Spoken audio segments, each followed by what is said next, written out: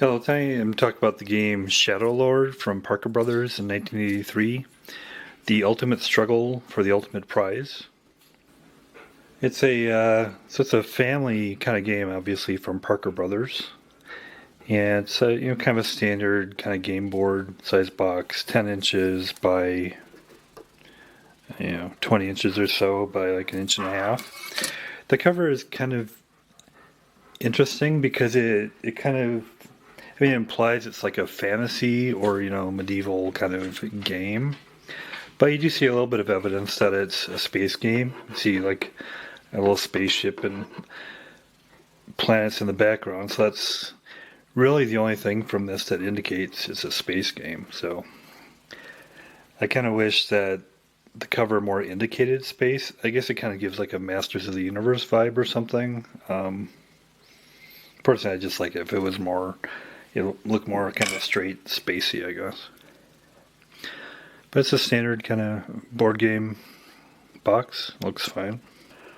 On the back, it gives you a bit of a sense of it. 10 to adult, 2 to 4 players, 1.5, 2.5 hours. So a bit of the background here. The legend: he ruled the galaxies of the universe with wisdom and justice and powers that no man or woman has ever possessed. His name was Starlord, and his word was law. When he grew old, he created a beautiful and mysterious crystal that harnessed his wonderful powers so they might be preserved for his children. He called it the Power Stone. When the Starlord's death came to pass, into the Shadowlord's hands fell the Power Stone, and a glorious civilization crumbled into darkness and decay. If this civilization is to flourish again, one, and only one, rightful heir must emerge as the Starlord's successor. Who will it be? Master of earth, air, fire, water? Or will the Shadowlord overpower them all? The object? To become the master of the universe by defeating your opponents before the timer declares the Shadowlord as won. Each player assumes the identity from the masters of earth, air, fire, water. Starting with 2 allies, you'll travel throughout the galaxies of the universe in search of warriors, merchants, and diplomats, and the power cards, spaceships that will make them powerful. Powerful enough to defeat opposing alliances in exciting and suspenseful duels, strong enough to withstand attacks from the mysterious shadows, mighty enough to challenge the Shadowlord for the power stone that gives its owner greatness in battle. The secret to survival is accumulation of power, sabotage of opponents' alliances, and strategic use of your characters, each of whom has a special job to do. So it's pretty ambitious. In its contents, it's got an impressive array of nice components, especially for the time. I think they hold up very well. The rulebook is contained in this pamphlet here of 24 pages. We'll go through that in detail, of course. It's got some nice useful trays here. For 4 players, there's these different colored power rings, which effectively kind of work like a fleet because these individual items are spaceships, and you put a number of these spaceships in the power ring. So, like I said, the power ring is kind of effectively a fleet. But they're very, very well done. And each player color has 8 of these, and then the Shadowlord has 9. And the unique ones are shown here. The Power Stone, this device here, there's 2 of them. One is to show the tracking here, and the other is to basically put into individual power rings. The Power Stone here basically functions as a timer, so each time you cycle through the cards, you move it 1, and that's effectively your timer in the game. This is the handy holder for the cards, and it's got 2 unique and well done 8-sided dice. These are the power cards which you draw, and they have values of 0, 2, 4, 7, and 10, so distributed on those. These are 4 special event cards. They're each are identical. Show how that comes into play during the game, but based on the die rolls, it shows you what special event you do. And there's also characters. There's 3 classes. There's diplomats, merchants, and warriors, and these are their combat values, 0, 3, and 6. In the Star Masters, there's one for earth, air, fire, and water, and again, combat values. And these are all the player cards, and the art is very well done. Again, they look like fancy characters, but you get a little bit of indication it's space because you get planets in the background and some kind of space elements. So, but especially for the time, they're very well done. Very pleased with those. This is the battlefield, which is, again, it's innovative and nice that it, on one side it contains the components of the box, but then on this side you put power rings and discs and cards, and then you do your battle on this nice battlefield here. It's really great that it has that included. And this container as well is very well done. It holds the components very well. And there's, as far as spaceships, there's 150 total spaceships. There's 28 total of the portrait cards. So these discs down here, these are character discs that indicate the various characters that are going in a power ring, and you set them in there as such so that they are basically effectively part of that fleet. So you have one of those for each of the characters. These over here, these are shadows. These black ones are shadows. They don't have character cards for them, but they work for the Shadowlord.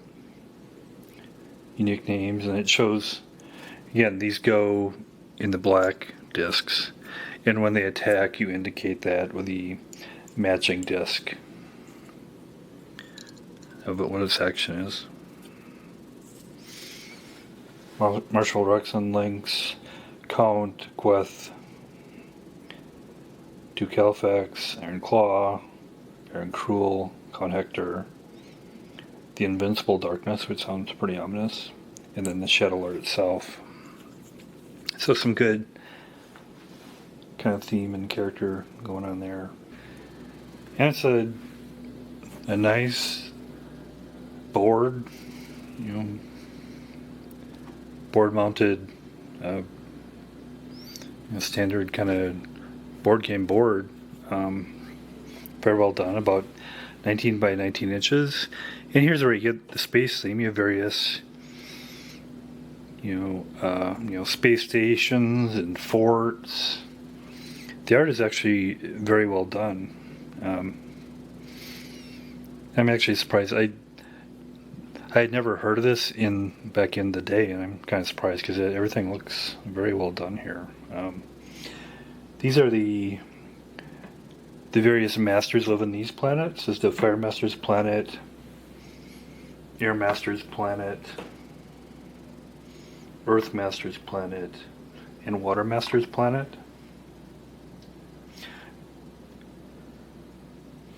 These are various ruins of the Empire. These are space bases.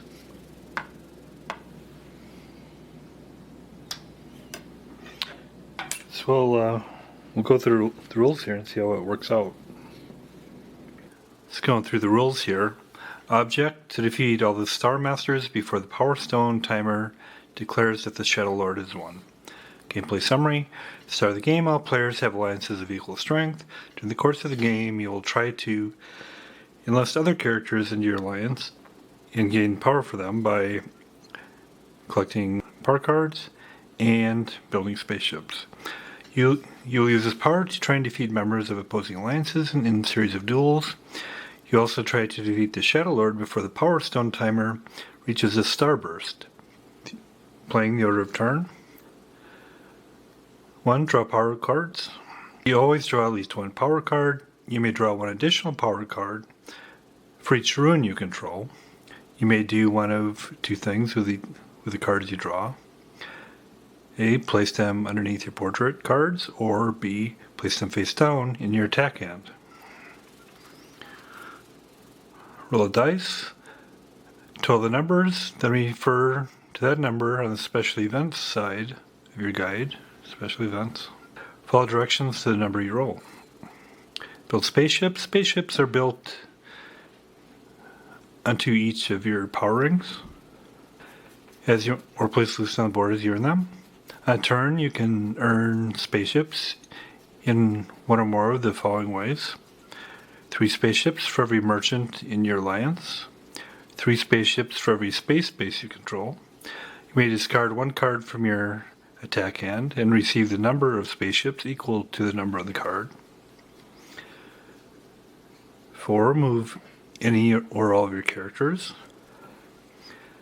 5. Move a shadow. After you've moved your own characters, you may, and if you wish, move 1 shadow that already has been taken from the Lost Fortress and placed into a galaxy.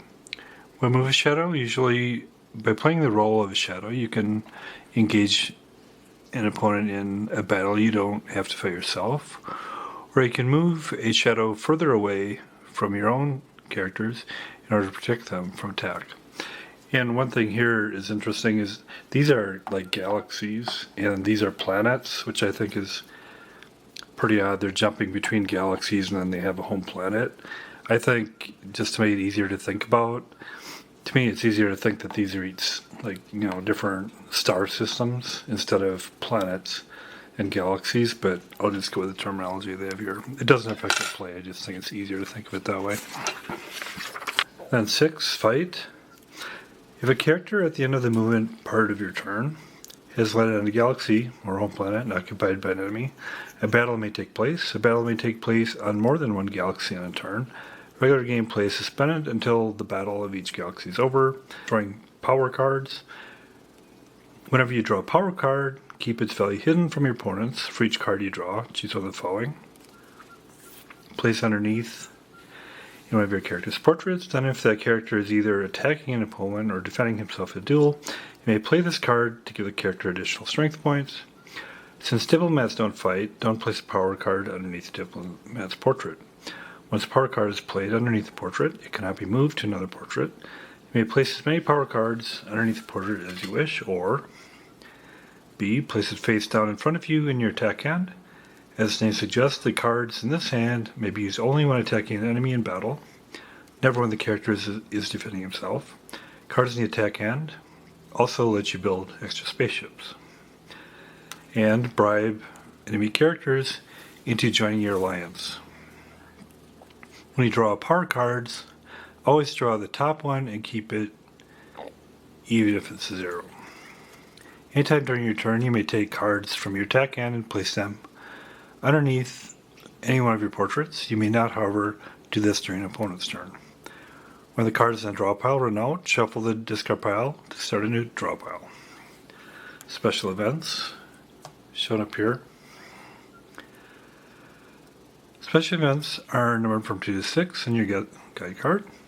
Some of them are self-explanatory, others require explanation. 2 and 16, a character defects to your alliance. Name an opponent's character whom you wish to make a member of your alliance. The other players vote either yes to allow it or no to prevent it. Just one yes vote allows the character to defect. A Star Master, Shadow, or a character on a home planet may never defect. If you don't wish to cause a character to defect, you don't have to. To induct the character into your alliance, follow steps 1 to 3 under bribing an enemy character. 3 and 15, roll 3 and 15. One of your characters escapes. You may release a captured character from underneath an enemy's power ring by placing him onto a galaxy with your master for protection. The character will have no spaceships until you're able to build them. 4 and 14, Space Storm. Name the opponent you wish to be caught in Space Storm. After all the other players vote, either yes to allow or no to prevent it. Just one player votes yes. Roll one die to see how many of the opponent's spaceships are destroyed by the space storm. The opponent may choose from which of his power rings the spaceships are removed. If the player has fewer spaceships than the number rolled, he must remove all yes. The ships are placed back into storage. Again, these individual items are ships, and this is the power ring they're placed in. 5 and 13, discover a character disc. You may turn over any face-down character disc and add that character to your alliance if you wish. If the character is a shadow, refer to A under searching for allies. If the character is a warrior, merchant, or diplomat, refer to B under the same section. Note if you discover a character disc on a galaxy occupied by an enemy, fight that enemy only if you choose not to move away from him during the movement part of your turn. 6 and 12, steal 2 power cards. Name one opponent from whom you wish to steal. All the other players vote yes to allow it or no to prevent it. If just one player votes yes, pick 2 cards face down from the opponent's attack hand only. Take 1 card if the opponent only has 1. Add these cards either to your own attack hand or place them underneath your portrait cards. Don't let the other player see the card's values. Building spaceships. Wherever you build spaceships, you may distribute them among any of your characters' power rings in any way you wish. If you don't wish to build all the spaceships you're entitled to build, you may place them onto your home planet, place them onto any galaxy you control. If you don't wish to do either A or B, you may leave the spaceships in storage. Power ring may never carry more than 6 spaceships at a time. Likewise, you may have the opportunity to build a certain number of spaceships when you have fewer than that number of storage. In these cases, you may build only the number of ships that you've left. How to move a character. A character may move up to as many galaxies as it has spaceships in its power ring. It can move fewer galaxies than that number if you wish. If a character has no spaceships, it cannot move at all. A character may move only between galaxies that have a connecting passageway, like for instance here. Character must stop moving when it reaches an unoccupied galaxy. A character may move through a galaxy only when you control that galaxy. You control a galaxy when one of your characters' or spaceships occupies it without the presence of an enemy character. Note, character may drop off one or more spaceships on a galaxy to make control of that galaxy. This must be done, however, either before the character moves on turn or after the character has already landed. A loose spaceship, of course, cannot move. If a character picks up a loose spaceship, one dropped off by a member of its own alliance, once he has already begun to move, he cannot move any farther than the galaxy where it was picked up. He may, however, pick up a loose spaceship before he begins to move. If a character drops off a spaceship once he has already begun to move, he must stop moving on the galaxy where it was dropped off. He may, however, drop off a spaceship before he begins to move. A character may never pass through a galaxy occupied by another player's character unless that player grants permission. If he doesn't, you either must take another route or stay and fight. Shadows never grant permission to pass through a galaxy they control. Any number of characters from the same alliance may occupy the same galaxy. If a diplomat stops to search for an ally, he cannot move any further in that turn. Neither may the new ally move in that turn. A character may not move through a galaxy where a battle is about to take place, even if his own alliance is involved in the battle. You don't have to move any characters at all if you don't want to. The following rule applies to each player's first turn. Any character who leaves the home planet must move out onto or through the galaxy that's connected to the left of the home planet. On subsequent turns, you may move characters in any direction you choose. Note, either at the beginning or the end of your movement part of the turn, you may trade spaceships among any of your characters who occupy the same galaxy. You may never do this during the movement part of your turn. You want to move your characters for the following reasons. Move a diplomat to search for allies. A diplomat is the only character who can perform this function. Move a character onto a galaxy in order to control the galaxy and to establish a chain of movement. Remember, you may move only through connected galaxies that you control. Move a character onto a ruin. As long as you control the ruin by your character's presence or by a spaceship left behind, you will collect one additional power card from the top of the draw pile on each turn.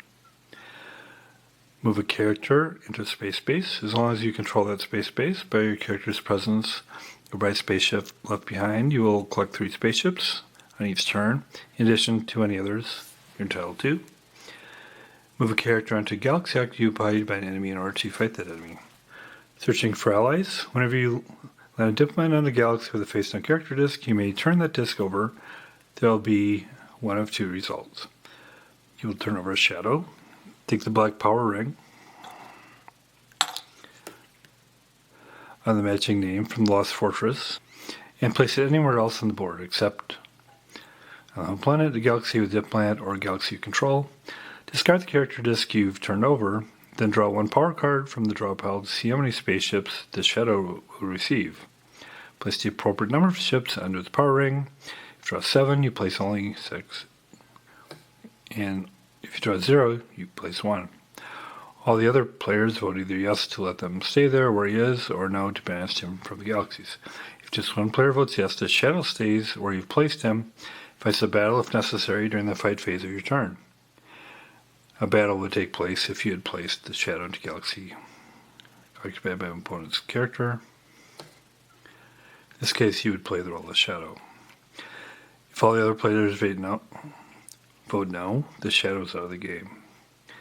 You will turn over a warrior, merchant, or diplomat. That's the other option. If you wish, make the character a member of your alliance. Place the character's portrait in front of you. Place the character's name disc onto one of your power rings that has been in storage. Place the character back onto the galaxy where you found him. He is now at your command. The character will have no spaceships until you're able to build them. If you prefer, you may give this character to one of your opponents in exchange for a payment. If no one wants him, he's out of the game. Moving a shadow. Whenever you move a shadow, you may move from one galaxy only. You may not move him onto the Lost Fortress, a home planet, a galaxy occupied by a diplomat, or a galaxy occupied by one of your characters. You may not move him at all if he has no spaceships. After you've moved a shadow, all other players vote either yes to let him stay or no to have him move back to the galaxy from which he came. Just one yes vote lets him stay where you've moved him. If it's a galaxy occupied by an opponent's character, the shadow must fight the character in the fight phase of your turn. You'll play the role of shadow during the battle. If a shadow is moved onto a galaxy with another shadow, the player moving him may redistribute spaceships between the two. The shadow will never leave spaceships behind unless he cannot carry them. Bribing an enemy character. Once during your turn, you may, if you wish, attempt to bribe an enemy into joining your alliance. You cannot bribe a Star Master, a shadow, or a character on a home planet. Just discard 4 matching power cards from your attack hand face up to the discard pile and name the character you wish to bribe. The player whose character is being bribed has a chance to counter-bribe. Here's how. Each player rolls a dice. If the counter-bribing player rolls a number higher than yours, the character remains in the original alliance. If you roll the same number, the character remains in the original alliance. If the counter-bribing player rolls a number lower than yours, the character joins your alliance and is branded a traitor. To induct the character into your alliance, do the following. Place the traitor's name disc onto one of your power rings. Like here. Then replace the number of spaceships he has with an equal number of your own. If there are any loose ships on the traitor's galaxy, they become yours too. They may remain loose or be inserted into the traitor's new power ring. The traitor is placed back into the galaxy. Return your opponent's spaceships and power ring to the storage area.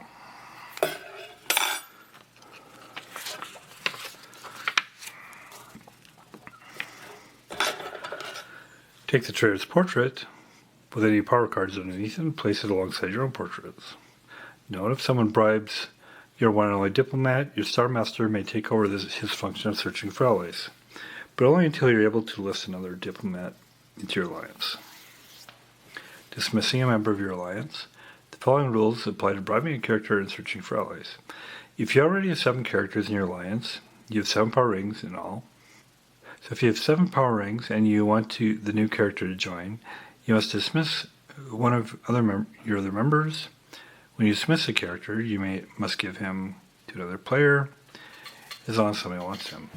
If more than one player wants him, you may try to extract a payment from the one who wants him the most. The player who takes the dismissed character takes the character's portrait and power cards, transfers the name disc to one of his own power rings, replaces the character's spaceships with an equal number of his own, and places the power ring onto any galaxy he already controls.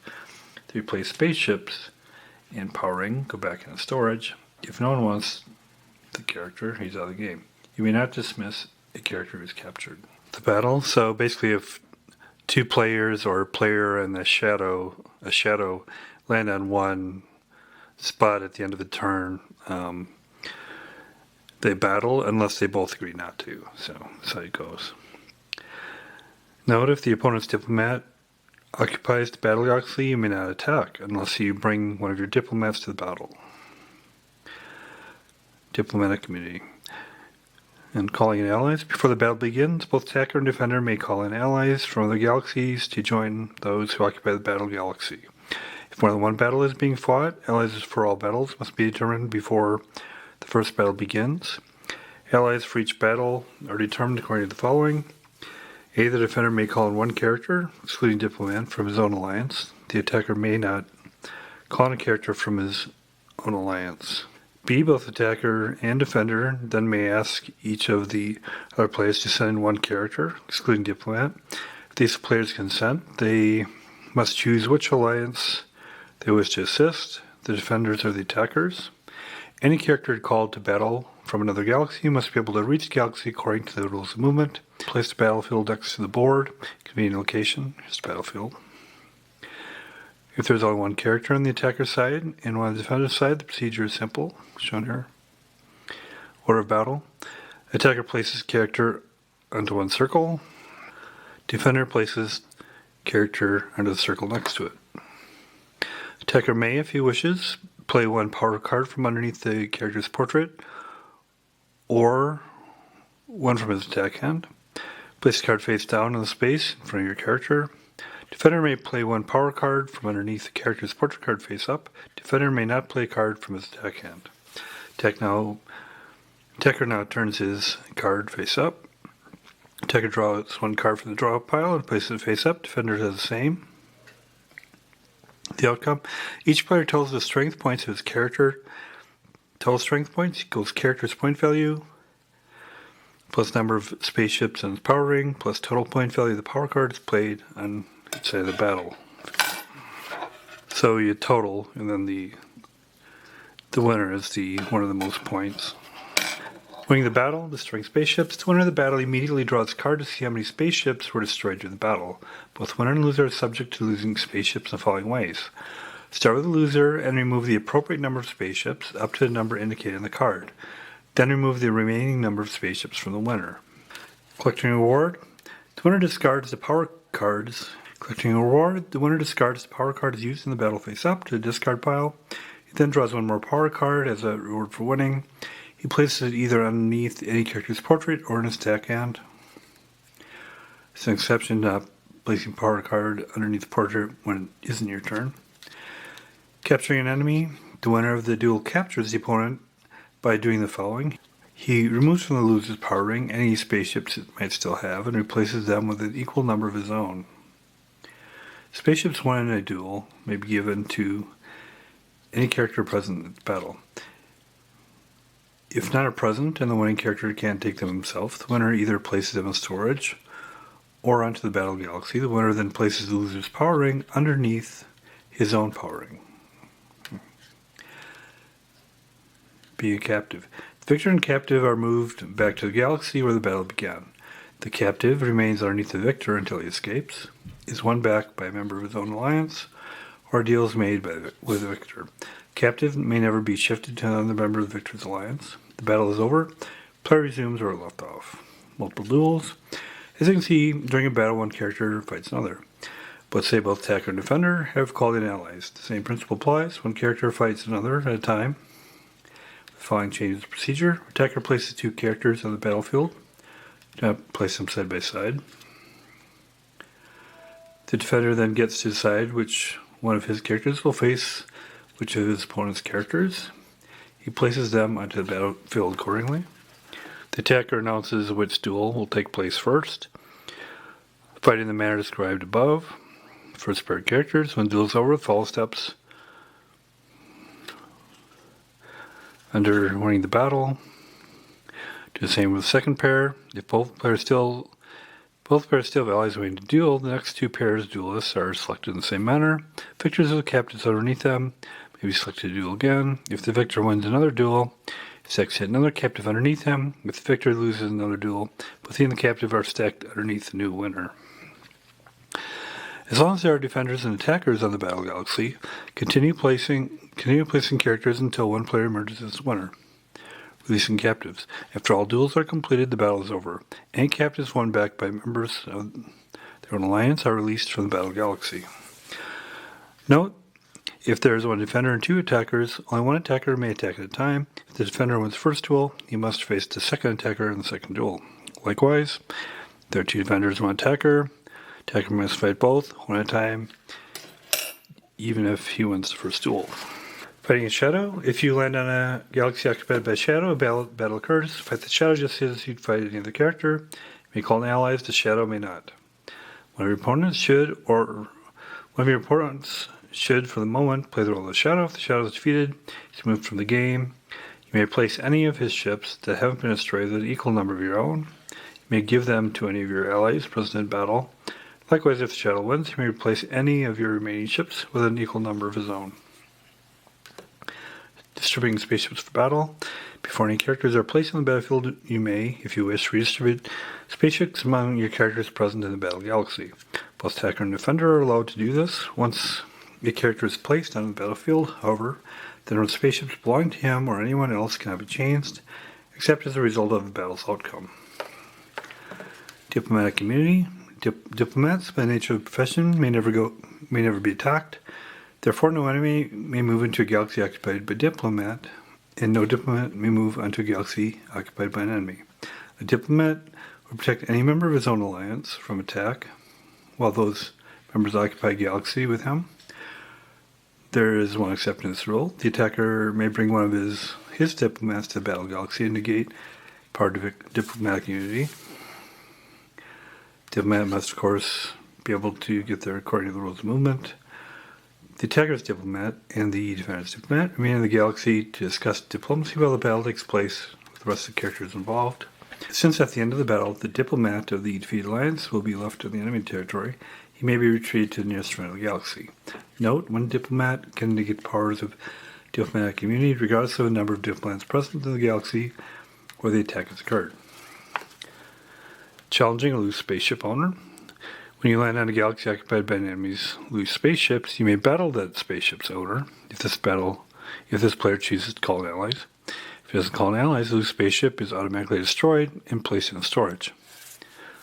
Since no duel takes place, there's no reward for destroying spaceships.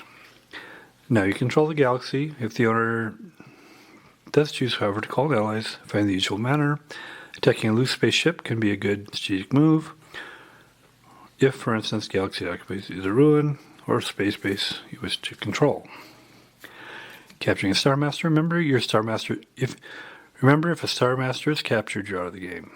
To protect him from defeat as much as possible, allow your Star Master to attack only when you think he is in a good position to win. If he should be defeated, remove all of your power rings, spaceships, and portraits from the game. Give all of your power cards to the opponent who captured him. The opponent may either add them to his attack hand or distribute them underneath his portraits. If your Star Master is defeated by a shadow, remove all of your power rings, spaceships, and portraits from the game. Discard all of your power cards face up to the discard pile. The powers of the Power Stone. The use of Power Blast during the battle. The Power Stone can confer extra powers upon an alliance during battle. Extra powers occur in the form of Power Blast. This is how the powers of the Power Stone work. As long as one character possesses the Power Stone, all of his allies in the same galaxy possess its powers as well. But first, each one of these characters must prove he can use the Power Stone successfully. Just before this duel takes place, the Power Stone user and his opponent in battle each roll 1 die. Power Stone user rolls it. If the Power Stone user rolls a number higher than his opponent, he may choose either one of 2 Power Blasts, which will be performed during the duel. Refer to your game card for the order in which Power Blast is performed. Power Blast choices are 1. Draw 1 extra power card, or 2. Roll 1 die, destroy up to as many of the enemy character's spaceships as number rolled. If the Power Stone user rolls a number lower than his opponent, he duels without a Power Blast. If both players roll the same number, they roll again. Fighting the Shadowlord. At the beginning of the game, the Shadowlord owns the Power Stone. Since Shadowlord never leaves the Lost Fortress, you'll have to go there yourself if you wish to try to take it from him. Fight the Shadowlord as you'd fight any other character, but remember, you should fight him with a group of allies, and your strongest ones at that. Because not only does Shadowlord own the Power Stone, but any shadows present in the Lost Fortress during the battle. The Power Stone counts as 1 point in battle. Your opponents will play the shadows and will draw 1 power card for each shadow before the battle begins to determine how many spaceships that shadow will receive. If 7 is drawn, the shadow receives 6. If it's 0, the shadow receives none. Even the Shadowlord and his shadows must prove they can use the Power Stone successfully, so remember to roll the dice before each duel takes place. If you win the battle at the Lost Fortress, here's what happens. The shadows are banished from the galaxies. Remove all shadow power rings and spaceships from the game. Any captives held by the shadows are teleported back to their Star Master. You've captured the Power Stone. You may give the Power Stone to any of your characters present at the battle. Hint: it's best to give to your Star Master, since a Star Master cannot be bribed by an opponent if he's present. Remove the Power Stone timer from the game. Because you may have endured serious losses during this battle, your characters could be vulnerable to attack immediately following it. Power Stone, however, gives you the special ability to teleport your alliance back to your home planet, unless, of course, it's occupied by enemies. You don't have to teleport if you don't wish to, but it must be done before the next player's turn, or else the teleporting power is lost. If you lose the battle of Lost Fortress, here's what happens. The Shadowlord may never lose the Power Stone when you draw a power card or spaceship for spaceships destroyed. Any shadow captured during the battle is released onto Lost Fortress without any spaceships. You become a captive in the usual manner. With this exception, any spaceships won by the shadows are given only to the Shadowlord. So that I'll have at least 5 again, plus the Power Stone. Remove all the other spaceships from the Lost Fortress, including those lost by your alliance, as well as those still belonging to the shadows. No shadow, excluding the Shadowlord, shall ever have spaceships while occupies the Lost Fortress, except during battle. The Power Stone timer, reshuffling power cards.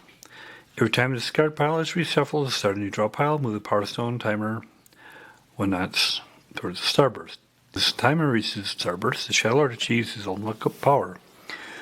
He wins the game and becomes the master of the universe. Note, if this should happen during the middle of a player's turn, the player is allowed to complete his turn and may even defeat the Shadowlord or his opponents with it. If a player, however, should capture the Shadowlord and take the Power Stone from him before the timer reaches starburst, remove the Power Stone timer from the game. End of voting. Once only 2 players remain in the game, voting rights are suspended whenever voting is required. The action in question will take place as if the players had voted yes to allow it. End of game winning. The game can end in either of the following ways. When 1 player is left in the game, after all the other Star Masters have been defeated, this player wins the game and becomes Master of the Universe. When the Power Stone time reaches Starburst, the Shadowlord wins the game and becomes Master of the Universe. Making and breaking verbal agreements. You've read the rules that govern the galaxies. There are indelible rules that must be obeyed. The rules of the galaxies, however, also allow for verbal agreements between players. Where verbal agreements are a concern, players are free to make them and break them at will. Making verbal agreement with another player can be an effective way to accomplish a strategy. Here's some examples. If one player has become dangerously powerful, the other players could agree to a truce among themselves and team to stop the player. Trading. Players can trade characters, power cards from their tech hands, or spaceships anytime during the game.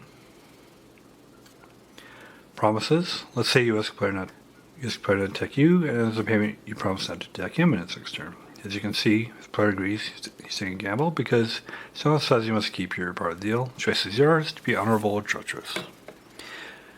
Strategy hints reminders. When attacking an opponent's character, often it's best to attack with more than one character. Be aware of your character's locations around the board. If both attacker and defender have brought in allies for a battle, attackers should keep this in mind. Even if you win a battle, you're subject to losing spaceships. Remember that at certain times during the game, someone will be required to play the role of one of the shadows. Remember that while characters occupy their home planet, they are safe only from the shadows, not from other enemy characters. Rules for a two-player game. Two-player game plays like a four-player game with the following exceptions. Each player controls two alliances, either red-yellow or blue-green. Play proceeds to the left as usual, so the players alternate turns as well as alliances they control each turn. Keep all portrait cards in front of you for easy reach, but keep only one attack hand. Voting rates are suspended. Allies are called to battle in the following way. Defender may call in one character. For each of his alliances controlled, the attacker may call in one character, excluding the planets from the alliance non-involved in attack.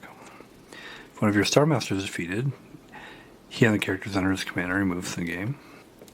Rules for a three-player game. Three-player game plays like a four-player game, with the exception the two players next to your occupied home planet must move in the direction of their first turn.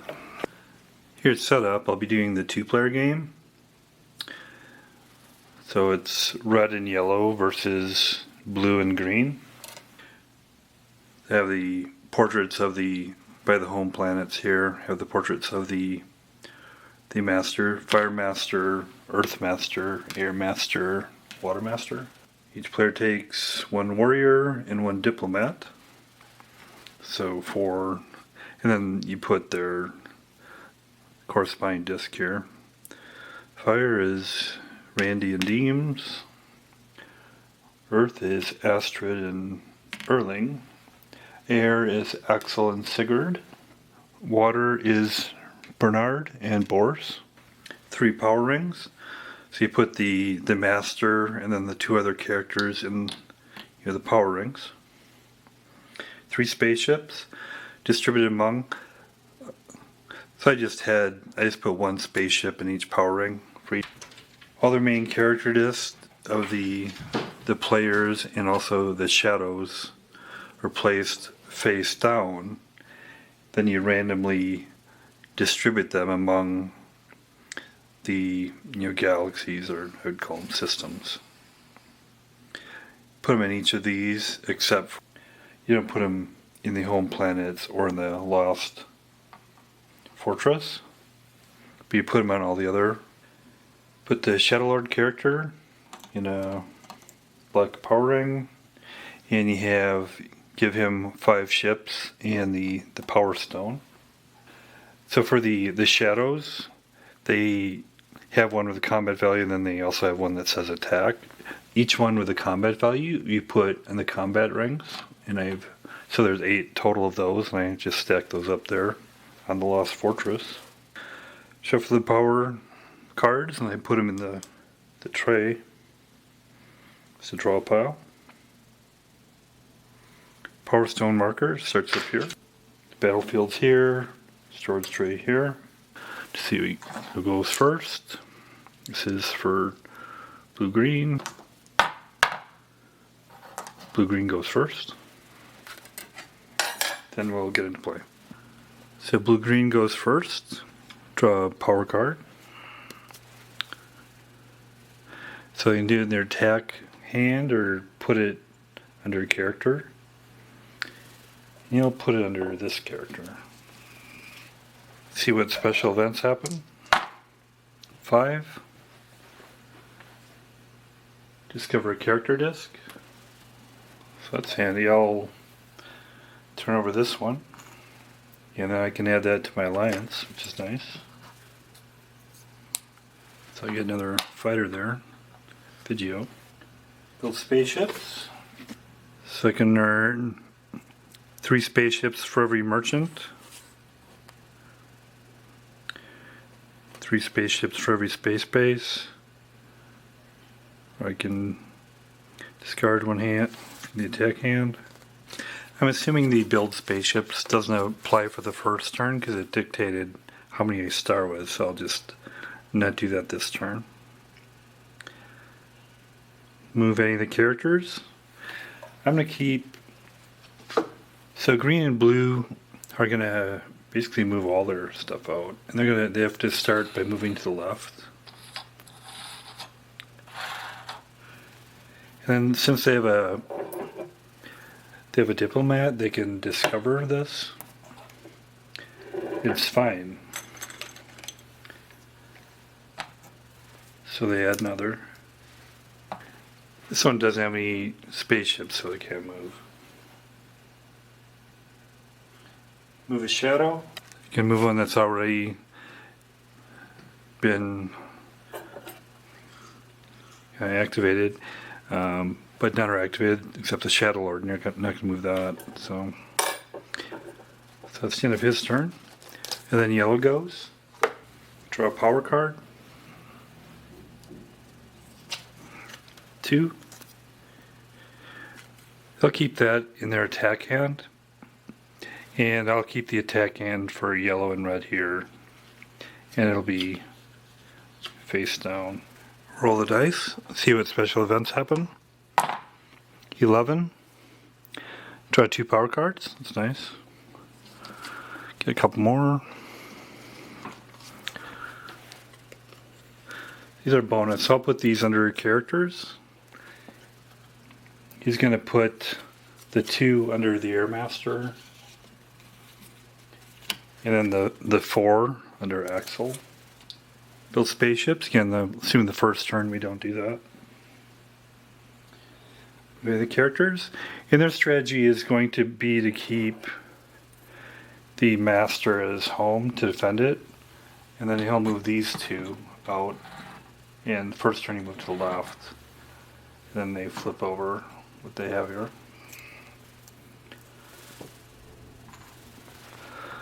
It's Phi, and they'll take that as an ally. They could have gotten a shadow, but so far everybody's been lucky in getting allies.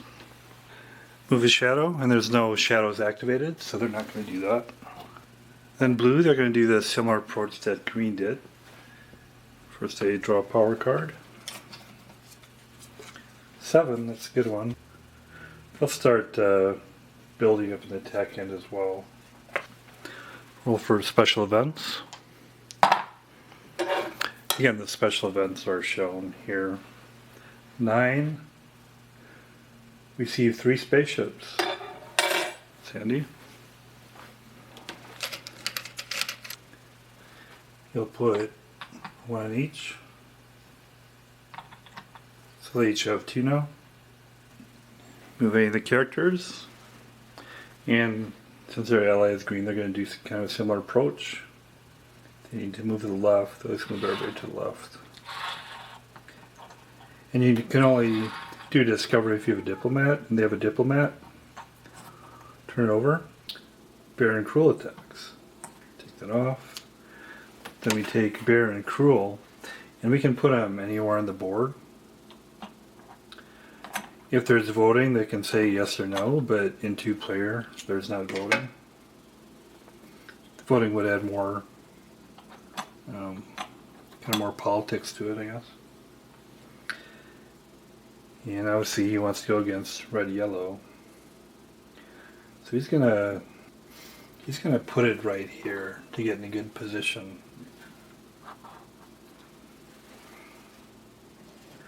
To go against a home roll there. Then we'll roll. Then we see how many ships he has. Got a 7, which means he can get a max of 6, so he'll get 6 ships.